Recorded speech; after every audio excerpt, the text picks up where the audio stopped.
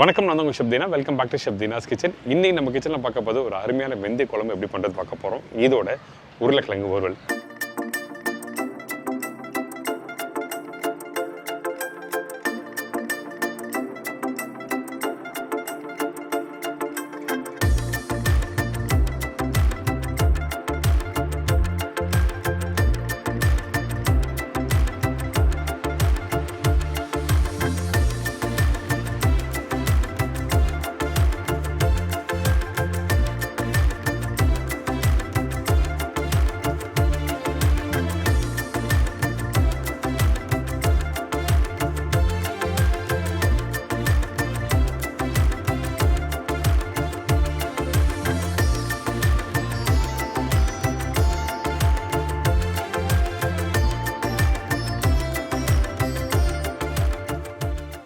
நார்மலாக நீங்கள் வெந்தய குழம்பு பண்ணும்போது நிறைய பேருக்கு வர பிரச்சனை என்ன, அந்த வெந்தய குழம்பு நீங்கள் வீட்டில் பண்ணும்போது ஒன்று அந்த புளியோட அளவு எப்படி போடணும், அதே டைமில் இந்த வெந்தயம் வறுத்து பவுடர் பண்ணி போடுவாங்க. அப்படி பண்ணும்போது கசப்பு தன்மை சில பேருக்கு வந்துடும். அதனால் இன்றைக்கி பக்குவமாக எப்படி அந்த வெந்தயத்தை வறுக்கணும், இந்த வெந்தயத்தோட இன்னொரு இன்க்ரீடியன்ஸை போட்டிருக்கேன். அது மட்டும் இல்லை, வறுத்த பேருக்கு எப்படி எந்த அளவுக்கு ஃபைன் பவுடராக பண்ணணுமா இல்லை கொஞ்சம் குறைன்னு பண்ணணுமா, அதே டைமில் இந்த பவுடரை எந்த இடத்துல நான் யூஸ் பண்ணணும்னு சொல்லிட்டு தெளிவாக விளக்கமாக கொடுத்துருக்கேன். இதோட இந்த மாதிரி உருளைக்கிழங்கு வறுவல் தொட்டு சாப்பிட்டீங்கன்னா அந்தளவுக்கு பிரமாதமாக இருக்கும். இப்போ இந்த ரெசிபிக்கு தேவையான பொருட்கள் பார்த்தலாமா? வெந்தய குழம்புக்கு தேவையான பொருட்கள்: வெந்தயம் 2 டேபிள் ஸ்பூன், சீரகம் 6 டேபிள் ஸ்பூன், கடுகு 1/4 டீஸ்பூன், காய்ந்த மிளகாய் 4-5 நம்பர், சின்ன வெங்காயம் 25-30 நம்பர், மீடியம் சைஸ் தக்காளி 2 நம்பர், பூண்டு 15-20 பல்லு, புளி 1 லெமன் சைஸ், குழம்புத்தூள் 2 டேபிள் ஸ்பூன், மஞ்சத்தூள் 1/4 டீஸ்பூன், பெருங்காயம் 1/2 டீஸ்பூன், உப்பு தேவையான அளவு, கருவேப்பிலை தேவைக்கேற்ற, கொத்தமல்லி தேவையான அளவு, வெல்லம் சிறிதளவு, நல்லெண்ணெய் சமைக்கிறதுக்கு தேவையான அளவு. ஃபஸ்ட்டு நம்ம என்ன பண்ண போகிறோம்னா, இந்த வெந்தய குழம்புக்கு நம்மக்கிட்ட இருக்க இந்த வெந்தயம், அதாவது இந்த வெந்தயம் இதில் 2 டேபிள் ஸ்பூன் போட்டிருக்கேன். இதில் 1/2 டேபிள் ஸ்பூன் அளவுக்கு சீரகம் போட்டிருக்கோம். இந்த சீரகம் அதிகமாக போனோம்னா நான் சொன்ன குவான்டிட்டி 1/2 டேபிள் ஸ்பூன் போதும். இப்போ இது போட்ட பிறகு ஸ்லோ ஃப்ளேமில் வறுத்தணும். வெந்தயம் பொறுத்த வரைக்கும் எந்த அளவுக்கு ஸ்லோ ஃப்ளேமில் வறுக்கிறீங்களோ அந்தளவுக்கு நல்லாயிருக்கும். கொஞ்சம் கருகி போனாலும் உங்களுக்கு கசப்பு தன்மை வந்துடும். அதனால தான் ஸ்லோ ஃப்ளேமில் வறுத்து இந்த மாதிரி எடுத்துருங்க. பார்த்தீங்களா, கரெக்டான கலர் வந்திருக்குல்ல. சூடு ஆறின பிறகு இந்த வெந்தயமும் சீரகம் போட்டு நல்லா ஃபைன் பவுடர் அரைச்சிக்கணும். கொஞ்சம் கூட குறைன்னு அரைச்சிடக்கூடாது. எந்த அளவுக்கு ஃபைன் பவுடர் அரைக்க முடியுமோ அந்த அளவுக்கு ஃபைன் பவுடர் அரைச்சிருங்க. ஏன் கேட்டிங்கன்னா, இந்த வெந்தயம் கொஞ்சம் குறை இருந்தால் கூட நீங்கள் சாப்பிடும்போது கண்டிப்பாக நல்லா இருக்காது, அதாவது கசப்பாக இருக்கும். அதனால தான் நம்ம என்ன பண்ணுறோம், இந்த மாதிரி ஃபைன் பவுடரை அரைச்சி எடுத்துடணும்.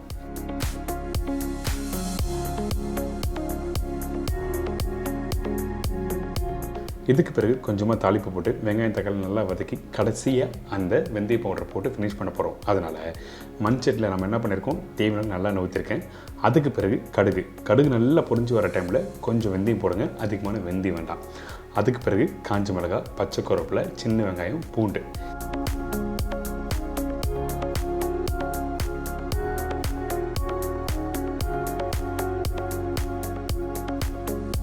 இதெல்லாம் போட்ட பிறகு நல்லா வதக்க ஆரம்பிங்க.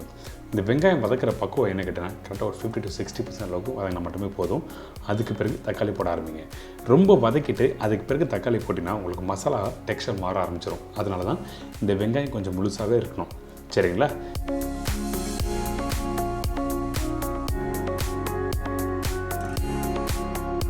இப்போ பாருங்கள், வெங்காயம் ஓரளவுக்கு நல்லா வதங்கி வருது. அதே டைமில் அந்த பூண்டு நல்லா வதங்கியிருக்கு. இதுக்கு பிறகு நம்ம என்ன பண்ணுறோம்னா, கட் பண்ணி வச்சுருக்க தக்காளி போடுறோம். அதே டைமில் தக்காளி யூஸ் பண்ணும்போது நல்லா பழுத்த தக்காளியை யூஸ் பண்ணுங்கள். கொஞ்சம் காய் ஓட்டமாக இருக்க தக்காளினா இந்த மாதிரி ரெசிபிக்கு வேண்டாம். அப்போ தான் அந்த புளிப்பு தன்மை அந்த டேஸ்ட் நல்லா எடுத்து கொடுக்கும். அதனால தான் பழுத்த பழமாக யூஸ் பண்ண சொல்கிறேன். இதுக்கு பிறகு கொஞ்சம் உப்பு, மஞ்சத்தூள்,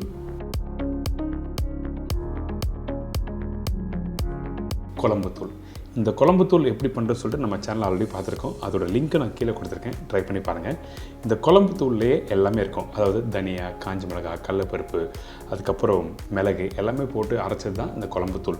நார்மலாக நம்ம வீட்டில் யூஸ் பண்ணுற அந்த குழம்புத்தூள் இந்த மாதிரி ரெசிபிக்கு வீட்டில் யூஸ் பண்ணால் ரொம்ப நல்லாயிருக்கும். அதனால தான் குழம்புத்தூள் மட்டுமே யூஸ் பண்ணியிருக்கேன்.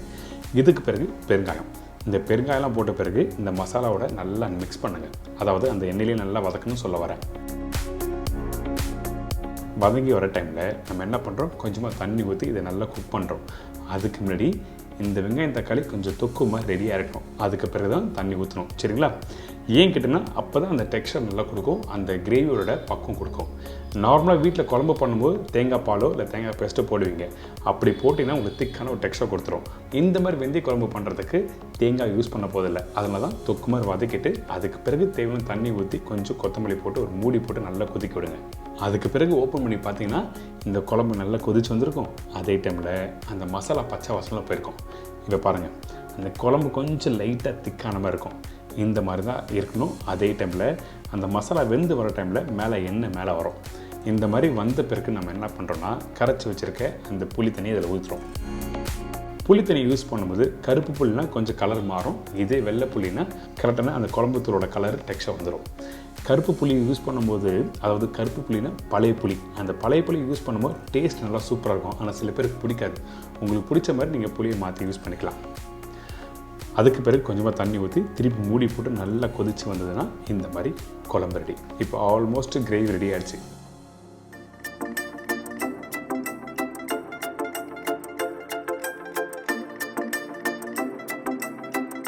இப்போ கிரேவி டெக்ஸ்சர் உங்களுக்கு பார்த்துட்டிங்களா, இந்த மாதிரி தான் இருக்கணும். இதுக்கு பிறகு தேவையான அளவுக்கு அந்த பவுடரை யூஸ் பண்ணியிருக்கேன். அதாவது ஒரு 1/2 டேபிள் ஸ்பூன் 3/4 டேபிள் ஸ்பூன் அளவுக்கு அந்த பவுடரை போட்டு கொஞ்சம் கொத்தமல்லி போட்டு ஃபினிஷ் பண்ணி இறக்குறோம். மீதி உள்ள பவுடரை ஒரு டப்பாவில் போட்டு நீங்கள் வச்சுக்கலாம். எப்போல்லாம் உங்கள் வீட்டில் வெந்தய குழம்பு பண்ணிடலாம் அந்த டைமில் நீங்கள் யூஸ் பண்ணிக்கலாம். சரிங்களா? இப்போ உங்களுக்கு தெரிஞ்சிருக்கும் கரெக்டான டெக்ஸ்சரில் எப்படி பண்ணணும். அதுக்கு பிறகு கடைசியாக இன்னொரு முக்கியமான இன்க்ரீடியன்ஸ், அது என்ன கேட்டிங்கன்னா இந்த வெல்லம் சின்ன துண்டு போட்டு நல்லா மிக்ஸ் பண்ணிவிட்டு அதுக்கப்புறம் சாதத்தோடு சாப்பிட்டு பார்த்தீங்கன்னா அந்த புளிப்பு ஒரு மைல்டான இனிப்பு தன்மை, அதுக்கப்புறம் அந்த வெந்தயத்தோட துவர்ப்புனா அந்த கசப்பு இல்லை, ஒரு மைல்டான ஒரு அந்த வெந்தயம் டேஸ்ட்டு தெரியும்.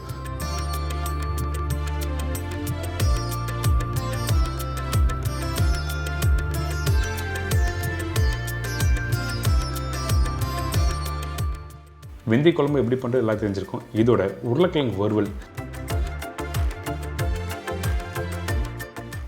வறுவல் இந்த மாதிரி ரெசிபிக்கு ரொம்ப அருமையாக இருக்கும். இப்போ இந்த உருளைக்கிழங்கு வறுவலுக்கு தேவையான பொருட்கள் பார்த்தலாமா?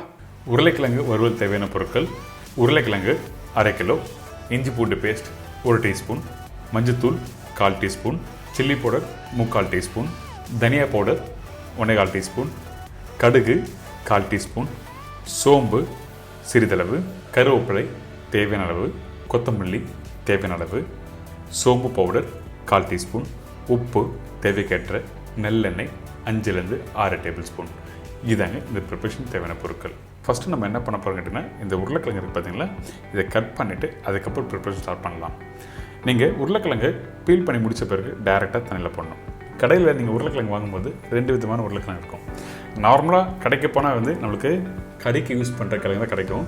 சிப்ஸுக்கு யூஸ் பண்ணுற கிழங்கு அதிகமாக கிடைக்காது. ஸோ அதனால் ஃபஸ்ட்டு செக் பண்ணுறது, அந்த கிழங்குக்கு ஒரு கார்னராக பச்சை கலர் இருக்கும் பார்த்தீங்களா, அந்த மாதிரி இருந்தால் வாங்காதீங்க.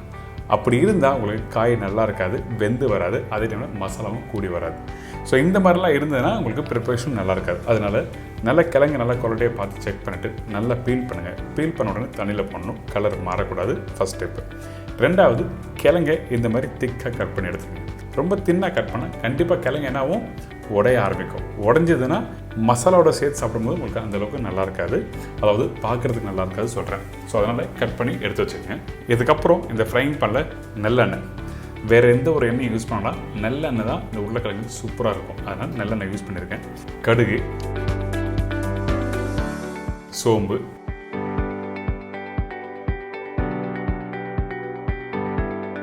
இஞ்சி பூண்டு பேஸ்ட், கருவேப்பிலை இதெல்லாம் போட்ட பிறகு அந்த எண்ணெயில் நல்லா வதக்குங்க. வதக்கி முடித்த பிறகு பவுடர் மசாலா யூஸ் பண்ண போகிறோம். எப்போவுமே ஒரு ப்ரிப்பரேஷன் பண்ணுறதுக்கு தாளிப்பு ரொம்ப இம்பார்ட்டன்ட்.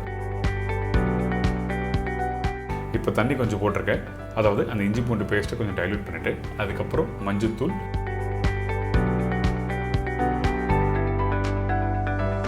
மிளகாய் பவுடர், தனியா பவுடர், உப்பு இதெல்லாம் போட்ட பிறகு டைரெக்டாக அந்த எண்ணெயிலே 2 நிமிஷம் நல்லா வதக்கிடுங்க.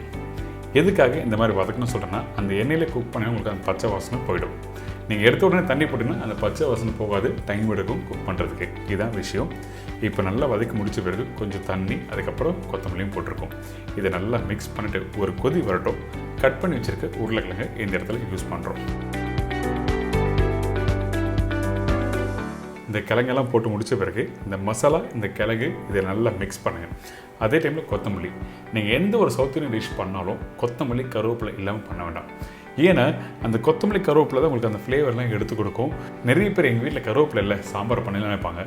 ஆக்சுவலாக என்னோடய ஷெஃப் பார்த்தீங்கன்னா கருவேப்பிலைனா சாம்பாரே பண்ண மாட்டார், கொத்தமல்லிலாம் சிக்கன் கறியும் பண்ண மாட்டார். அந்த அளவுக்கு வந்து பர்டிகுலராக அந்த கருவேப்பிலை கொத்தமல்லி வச்சுருப்பார்.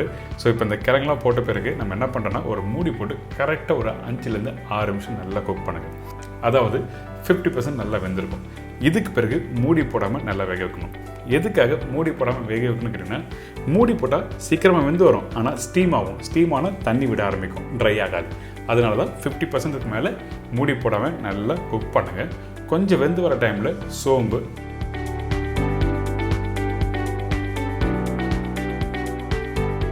கொத்தமல்லி, அதுக்கப்புறம் நல்லா போட்டு நல்லா மிக்ஸ் பண்ணிட்டு ட்ரையாக சுக்கா ஸ்டைலில் சாப்பிட்டு பாருங்களேன்.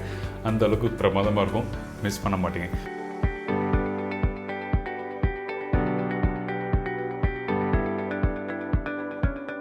ரொம்ப ஈஸி ப்ரிப்பரேஷன் தான். உருளைக்கிழங்கு வறுவல் எங்கள் வீட்டிலலாம் இப்படி தான் பண்ணுவோம் அப்படி சொல்லி நினைப்பீங்க. ஆனால் சின்ன சின்ன விஷயம் கரெக்டாக புரிஞ்சுட்டு பண்ணிங்கன்னா அந்த அளவுக்கு பிரமாதமாக இருக்கும். என்ஜாய் பண்ணுங்கள்.